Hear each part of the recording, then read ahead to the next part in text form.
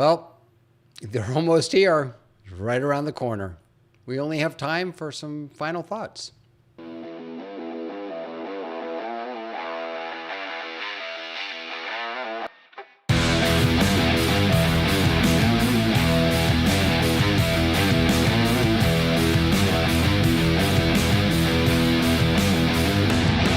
Hey everybody, Rabbi David here, your Torah Tech guy. Welcome back to the last Torah Tech Tips of 5781, are we in? We've all just lost track of time, right? It's been such a crazy time. But nevertheless, I'm here to share with you some great tech for your great Torah. Because Rosh Hashanah is right around the corner, and I know that everyone is hurriedly planning, and I'm not going to address the article that came out in Tablet that has so many people riled up.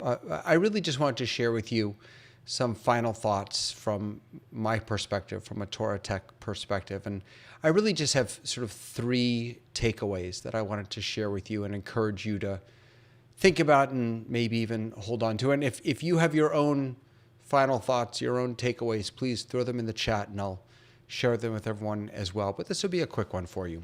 So, number one, the first final thought for these high holy days is I want to encourage us all to strive to give an equally meaningful and inspiring experience to the people on site and online.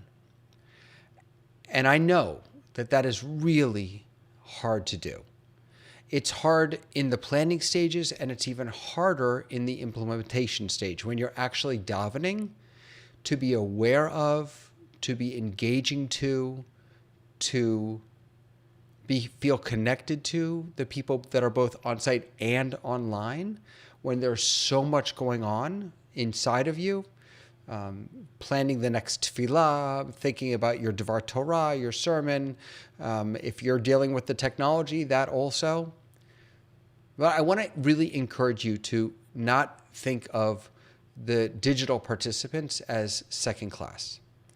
They are just as much in person as the people who are on site. And so that means that we need to acknowledge everyone's presence wherever they are and however they are participating in our celebrations. Use people's names. One of the greatest gifts of Zoom for me is that it has everyone's name right, because I'm terrible with names. It has everyone's name right underneath their face. Use their names. If you're streaming out to YouTube or Facebook, have someone dedicated to watching those streams, engaging with people in the chat. Invite people's participation, even if it isn't in some formal way, even if they're not having an aliyah. Invite them to be a part of the experience. Let's make sure that both those people on site and the people online are getting the very best that we have to offer. Second, ask for and demand help. There is no reason why any of us should have to manage all of this on our own. If you're clergy, your job is to lead prayer and inspire by sharing your Torah. Let others help you with the other stuff, whether that's volunteers or people that you hire. Give them the tools that they need to be your best supporter. Make sure that they know their tech and know their Torah, right? That's kind of been one of my shticks. Make sure they know their tech and they know their Torah. If they're not Jewish, if they're hired, make sure you give them a full rundown of exactly what you want. Give them what they need so that you don't have to worry about everything. The most powerful experiences that I've ever had as a rabbi is when someone came up to me after services and said, wow, it really looked like you were having fun up there. If we give that up, if we don't allow ourselves to have fun, to enjoy the high holy days, to daven, to connect, to feel, if we deprive ourselves of that because we're so busy worrying about everything else, then I guarantee you the experience that we provide to those, whether they're on-site or online, will be subpar. If we ourselves don't get to experience the wonder of Rosh Hashanah and Yom Kippur and Sukkot and Simchat Torah, if we ourselves don't get to celebrate then how could we ever encourage others to celebrate? So demand that your community support you and help you. And finally, in this season of forgiveness, forgive yourself. Let's all forgive ourselves. We can only do the best that we can do.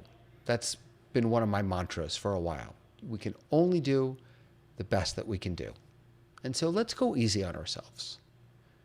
Let's celebrate the amazing work that we've been doing. Let's recognize how we have transformed over the past 18 months the way we share Torah. Really, let's celebrate that. It's sort of unbelievable what we've been able to do.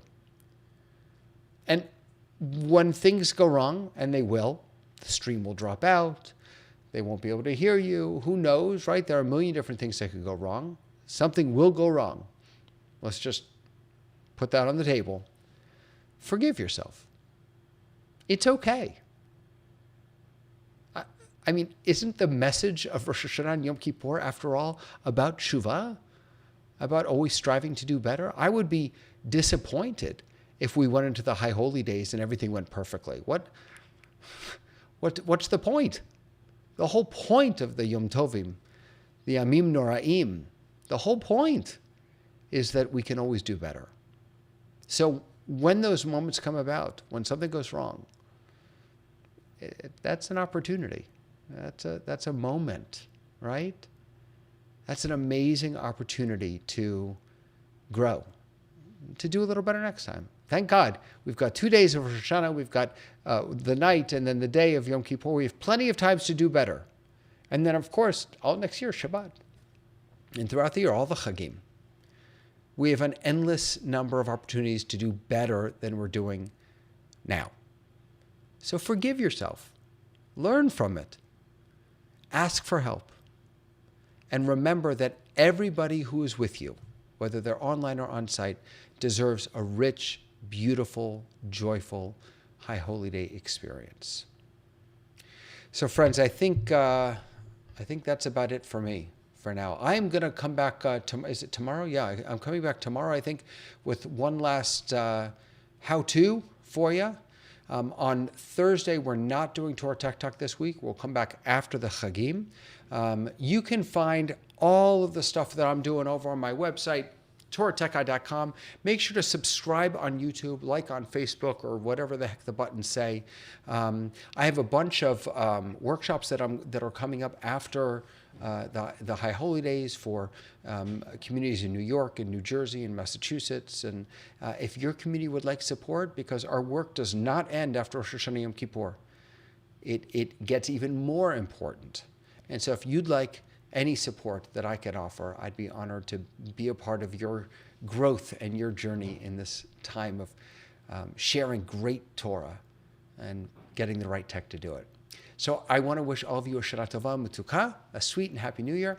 I hope I'll see you tomorrow on How To. We're going to talk about sharing audio in Zoom, and I'll see you on the next Torah Tech Tips. Bye, everybody. Shana Tova.